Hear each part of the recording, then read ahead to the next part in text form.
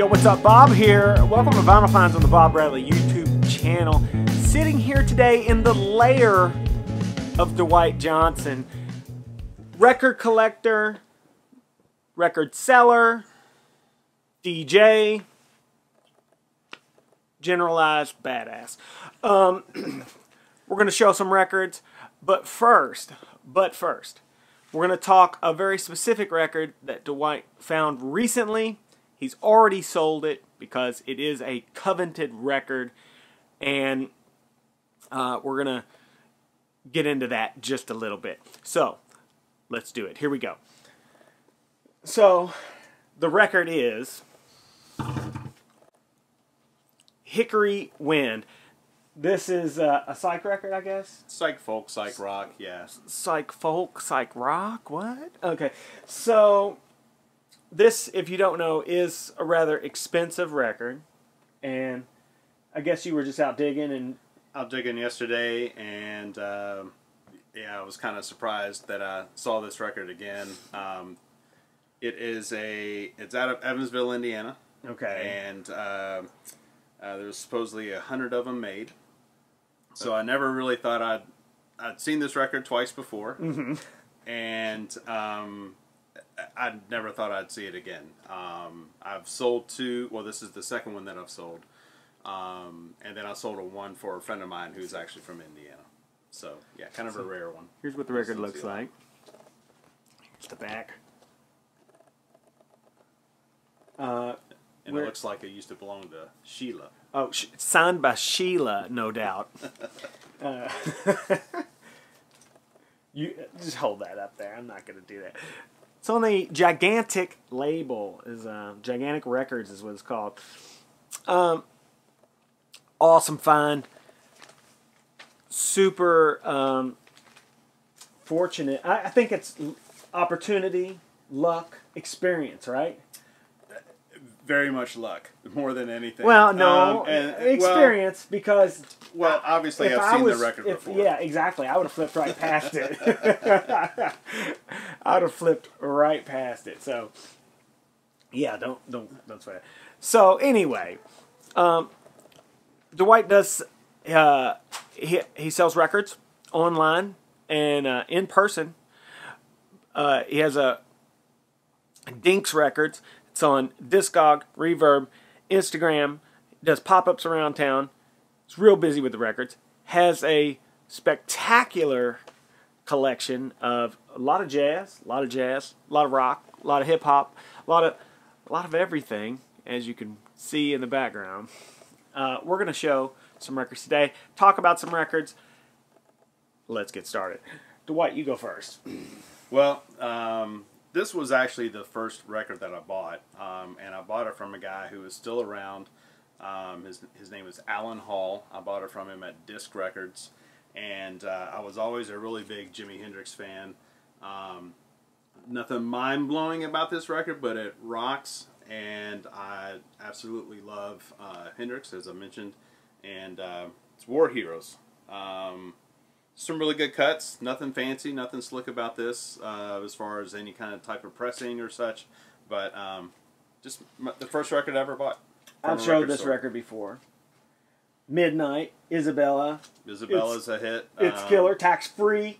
Highway Child. Yeah, it's all good. It's a dope record. Nothing wrong with this record at all. It's a great record. All right, so my record is Benny Carter. This is typical Benny Carter material. Now, the funny thing about this is I brought this with me thinking that it was OG, and then realized, like, oh, look at this label, and then Dwight immediately produces his with the actual real OG label. So, unfortunately, mine is not. So, yeah, Benny Carter. Further definitions with his orchestra. Dwight rained on my parade there a little bit. You have the music, that's what matters. I do have the music, and that is what matters. But I may have overpaid for that record, I'm not going to lie. So, next. Next up for me, Many probably know the Mosaic selections. This is the complete Blue Note recordings of Tina Brooks, who is one of my favorite players on the Blue Note label. I kind of lucked upon this working for a record store here in town. Some guy brought in a collection of these. I managed to grab a few of them. Just amazing stuff here.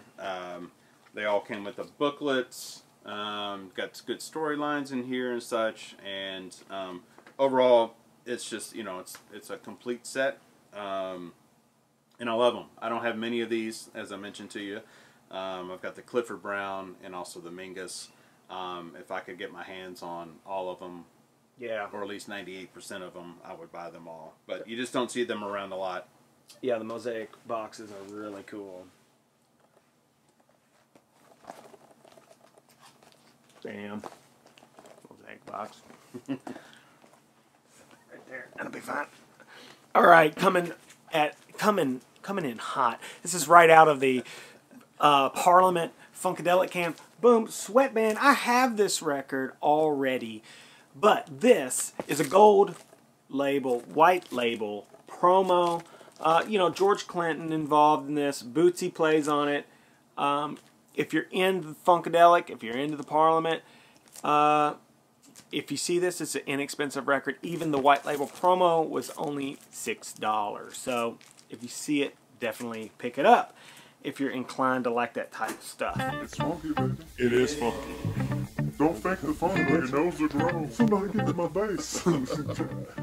Next up for me is a guilty pleasure for me. I was really into a lot of indie rock in the early 90s. And Polvo was a group that I always used to catch when they came here in Louisville. I just recently picked this one up myself. It is their first album, and not their best. I'm still on the search for their best one out in the wild.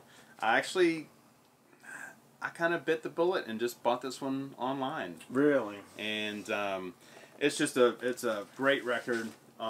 Came out on Merge. Probably my favorite track is Can I Ride? And yeah, it's a tough one to find. This has never been reissued. And but yeah, great record. Is it an expensive record? It's not a very expensive record. You can get them $40. Oh, okay. And if they're near mint or mint, you're going to pay a little bit more. But I got this one for a good price. Thankfully, the seller was willing to work with me, and yeah, big one off the list for me. So I'm glad I picked this one up. Polvo. Cool looking cover, I think. There's the back. But enough of this indie crap. We're going Stones, baby. Beggar's Banquet. You know this record because it has Street Fighting Man on it. Sympathy for the Devil. You know, it's pretty clean on London. And, you know, what can you say? Stones are still rocking on right now. Mick is back. He had to have some heart surgery. Interestingly enough, he is an exercise fanatic, but evidently that wasn't enough, and they had to cut him open. But he's back. They're touring. Beggar's Banquet. You can't go wrong with this. If you don't have it, get it right away. It's a good first Stones record, I think, to buy. Don't you think? It's a good one. Don't you think? I don't. Sticky Keith fingers. Richards even had surgery? No, definitely not. I mean, how is this no. still alive? No. Keith Richards cannot be killed by conventional weapons. He cannot. I guess my last one is, since I'm mostly a hip-hop fan, the majority of my stuff behind me is hip-hop, is one of my probably top 2 or 3 albums of all time, hip-hop-wise, and that's The Infamous by Mobb Deep, which was their second album. It came out after Juvenile Hell. Top to bottom, just nothing but bangers. It's an awesome record, yeah. This is insane to me, and I think these guys were probably, they were 17 when they did Juvenile Hell, and I think this one they were probably 18 or 19. maybe 20. I don't know the facts behind that, but Shook Winds Part 2, Survival of the Fittest, Give Up the Goods, Temperatures Rising, Up North Trip. Yeah, man, this is an unbeatable hip-hop record. Probably up there with Yo Brum Rush the Show for me, Nas, yeah, man, Illmatic. That's another one that's in my top 3. So, but this one definitely in my top 3. Let me see this thing. Yeah. You know, that's the thing. I don't. Hip hop is a huge part of the vinyl tapestry, if you will, and I don't think it's discussed near enough on the vinyl community. I mean, the whole premise of digging in crates, you know, and for samples and things of that nature, that was keeping vinyl alive in the times when it was not the primary format for music listening. And we don't talk about it enough. Mobb Deep, this is a badass record, by the way. I concur with Dwight's assessment of the material. I'm going to look through some of Dwight's records for sale, and I would encourage you to do the same at Dink's Records. You know, he's easy to find. Yo, what's up? Back from Dwight's house, had to split, had to boogie out of there because I had an appointment for a haircut. So I didn't get to really show all of my finds, and while I was there I had to look through some of his stuff. You know how it is. I had a little cash in my pocket and he's got a lot of stuff. So I bought a few things from him. I got a few things I didn't show. Let's get into that now. Things I bought from Dwight. Coming in hot. Boom, Pearl Jam from record store days past. Who, I don't know. I haven't really looked it up yet to see which record store this was from. This is Pearl Jam, and on the B-side, I believe, The Frogs, Immortality, and Rearview Mirror. I believe a track off Versus, a track off Vitology. This is 7-inch, celebrating those two records. Yeah. Sealed, I haven't opened it. I am going to open this. Pretty stoked to get that. I hope it's on some type of colored vinyl or something. That would be cool. Can't wait to find out. Pick this up from him. The Clash, London Calling. Oh, yeah. White label promo. Yeah. Not for resale, oddly enough. It's pretty cool and will be a fitting completion to my minty, still in the shrink, London Calling copy here. Yeah. Special price, $9.98. Super stoked on that. There was a little bit of local music there, and I picked a few things that I thought were cool. Most of you will probably not be familiar with this stuff because it's local to the Louisville area. First thing right out of the gate, King Horse, Lose It. Only one side on this King Horse record because this is super cool.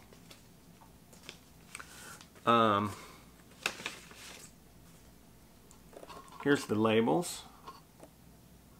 But if you look on this side, all the lyrics are etched in on the B side. Super badass. Super cool. Whoever did the original one, I'm going to take a guess, probably Garrison did that, but maybe I'm wrong. Really cool. King Horse, Lose It. If you're not familiar with King Horse, they are a hardcore band from the Louisville area in the early 90s. They did a full length with Danzig on the Caroline record label.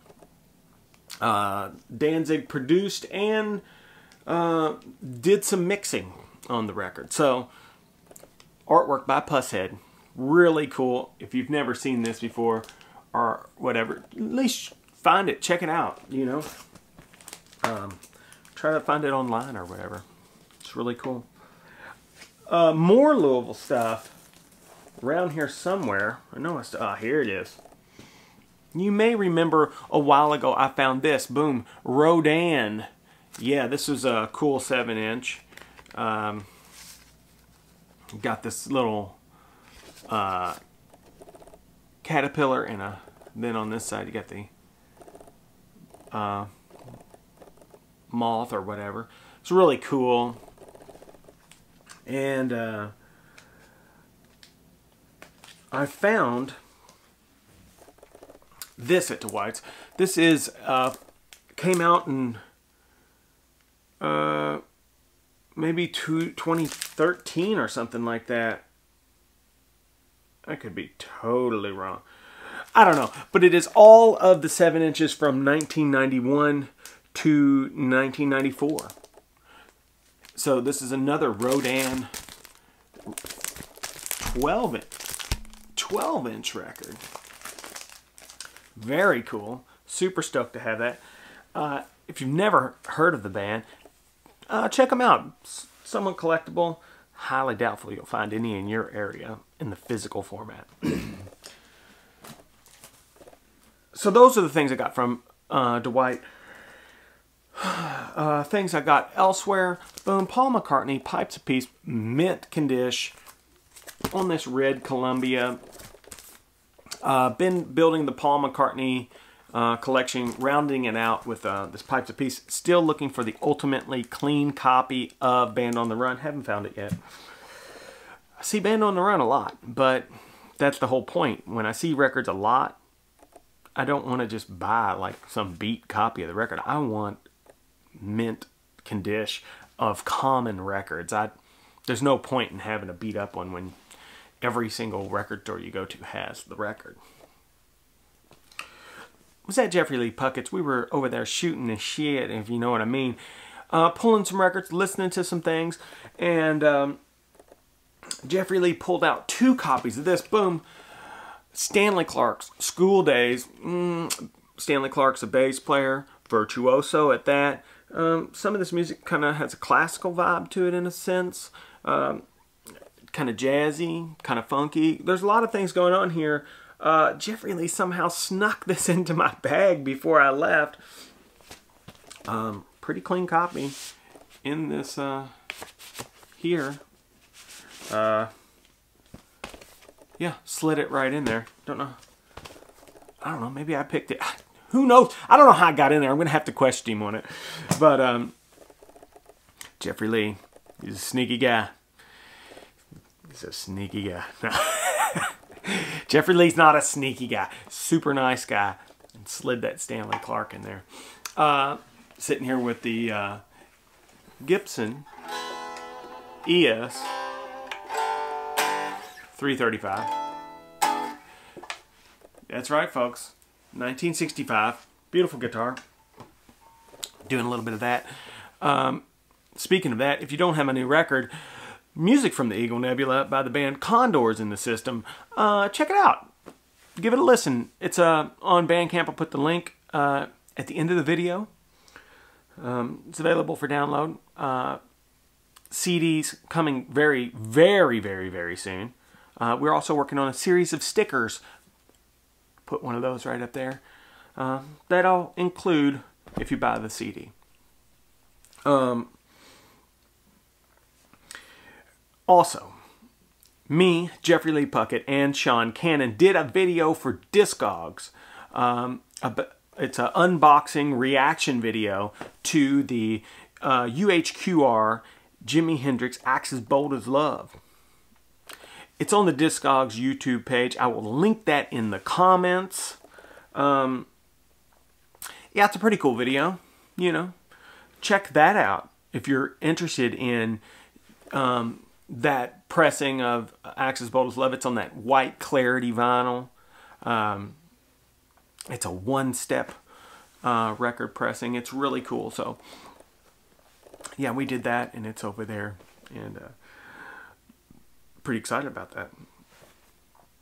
Anyway, I just thought I would share these finds with you.